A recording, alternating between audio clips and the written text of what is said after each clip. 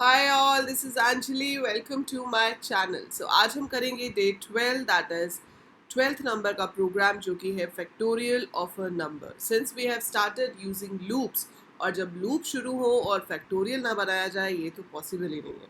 सो आप किसी भी लैंग्वेज में काम कर रहे हो चाहे वो C++, जावा या पाइथन है, जब हम लूप सीखते हैं तो we always make this program to find factorial of a number. ये सेम प्रोग्राम आपको आगे जाके फिर से आएगा जब हम रिकर्शन करेंगे. So when we do recursion it's again there it's very important to find factorial using recursion also. So पहले हम देखते हैं कि लूपिंग से फैक्टोरियल ऑफ अ नंबर कैसे निकालते हैं. बट उससे पहले आपको पता होना चाहिए कि फैक्टोरियल होता क्या है. सो अगर आपको 5 का फैक्टोरियल निकालना है तो 5 factorial is basically multiplying numbers from 5 to 1.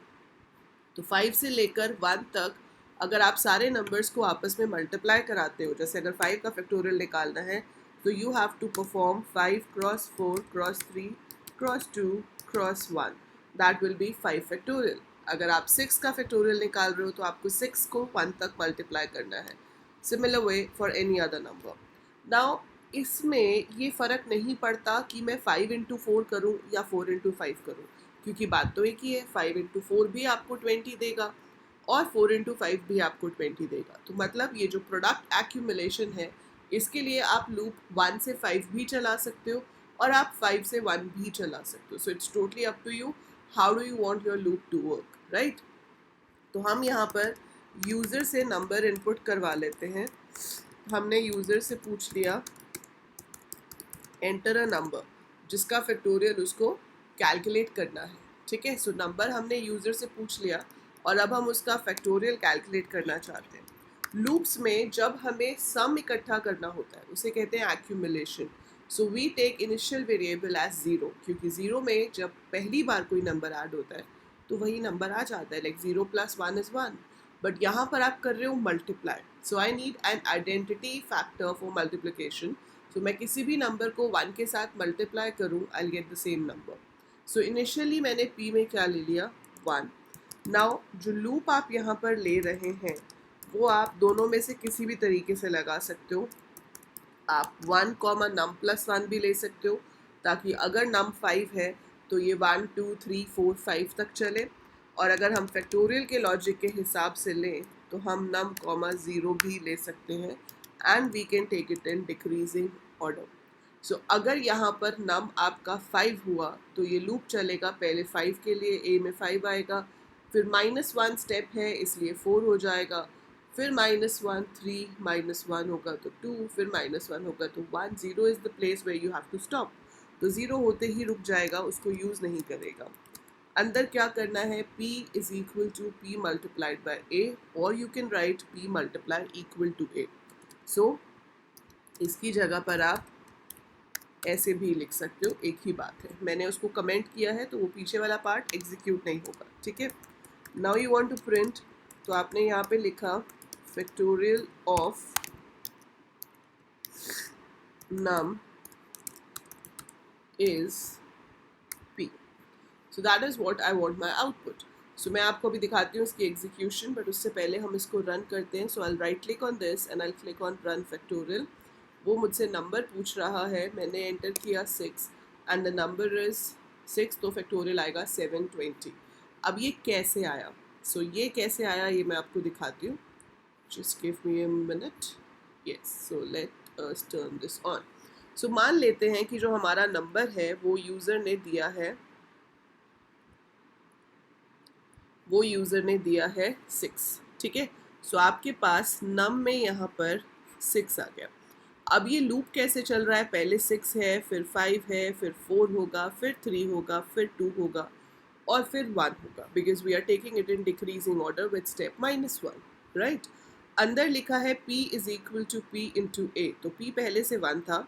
So first time ये स्टेटमेंट बनी 1 into 6, that is 1 into a. तो p की न्यू वैल्यू 6 हो गई क्योंकि ये हम p में ही असाइन कर रहे हैं.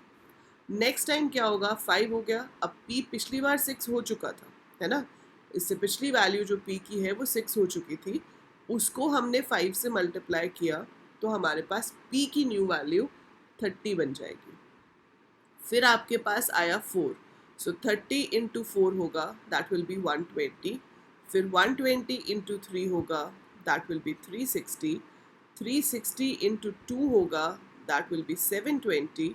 जब 1 हो जाएगा तो 720 इंटू 1 करेगा, that will B 720 only. So loop खत्म हो गया, लूप की सारी आइट्रेशंस काम कर चुकी है. तो लूप से बाहर आएंगे और प्रिंट कर देंगे कि factorial of 6 is 720. So her step पे कैलकुलेट हो रहा है. अगर आपने इस प्रिंट को टैब दिया होता, ये अंदर होता, तो एक एक स्टेप पे आपका रिजल्ट प्रिंट हो रहा होता. पहले वो 6 दिखाता, फिर 30 दिखाता, फिर 120, फिर 360, फिर 720.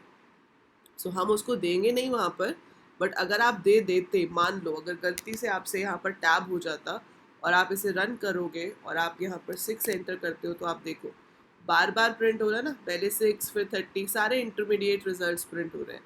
पर हमको बार बार प्रिंट नहीं कराना, हमें एक ही बार प्रिंट कराना है. सो ये बहुत ध्यान देने वाली चीज़ है कि जो चीज़ आपको बार बार प्रिंट करानी है या बार बार एग्जीक्यूट करानी है, वो लूप के अंदर होती है.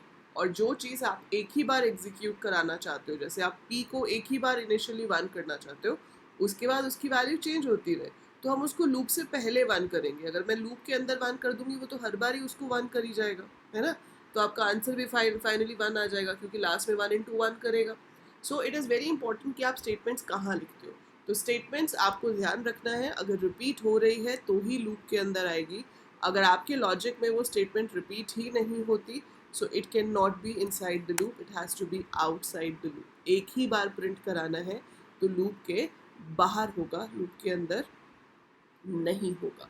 So this is factorial of a number. बहुत सिंपल प्रोग्राम है, लेकिन लूप्स का सबसे ज़्यादा पूछे जाने वाला प्रोग्राम है, सबसे ज़्यादा. सो ये बहुत बहुत बार पूछा जाता है, बहुत ही इम्पॉर्टेंट है. चाहे सिंपल हो, बट आपको ये समझना है कि फैक्टोरियल कैसे निकलता है. So that's how we find factorial of a number. आप इसमें कितना बड़ा नंबर भी दे सकते हो, बट ऑब्वियसली एक रेंज तक ही दोगे, क्योंकि फिर बहुत बड़ी वैल्यू हो जाती है. ये देखो, है ना. सो जितना बड़ा नंबर होगा उतना बड़ा फैक्टोरियल आएगा, but yes it can calculate. So ये हो गया हमारा factorial of a number. I hope समझ आ गया होगा. अगर समझ आ गया है तो भैया लाइक पे क्लिक करो, है ना, फटाफट से. Click on the like button, write in comments कि yes ma'am I understood this, so that I should know कि कौन रेगुलर सारे वीडियोस देख रहा है. उसके साथ साथ आप इसका ऐसे प्रोग्राम का screenshot along with its output लेकर इंस्टाग्राम पे अपनी स्टोरी में डाल सकते हैं और मेरे को टैग कर सकते हैं @AEC_computer_education. सो वहाँ पर आप मुझे टैग करेंगे. I will also share your story on my Insta story. And जो बच्चे ऐसे 100 प्रोग्राम्स पूरे के पूरे ऐसे शेयर करेंगे, उनमें से जो भी करेगा, जो भी 100 डेज कंप्लीट करेगा, that student will get a special gift from my channel. So yeah, that is it about this video. इसको लाइक करना मत भूलेगा. Share it with all your friends, all your classmates, all your junior seniors, जो भी programming में interested है, जो चाहते हैं कि उनके प्रोग्रामिंग बेसिक स्ट्रॉन्ग हो जाए. क्योंकि 100 प्रोग्राम एक छोटी चीज़ नहीं होती. अगर आप किसी लैंग्वेज में 100 प्रोग्राम्स बना लेते हो, मतलब आपने उसकी बेसिक्स जो है वो अच्छे से कर लिए हैं.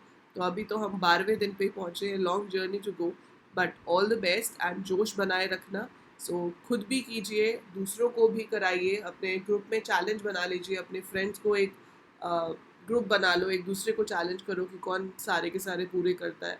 It would be fun for you and obviously it would be fun for me uploading, अगर मुझे लगेगा कि हाँ बहुत सारे बच्चे इस चैलेंज में जुड़ते जा रहे हैं.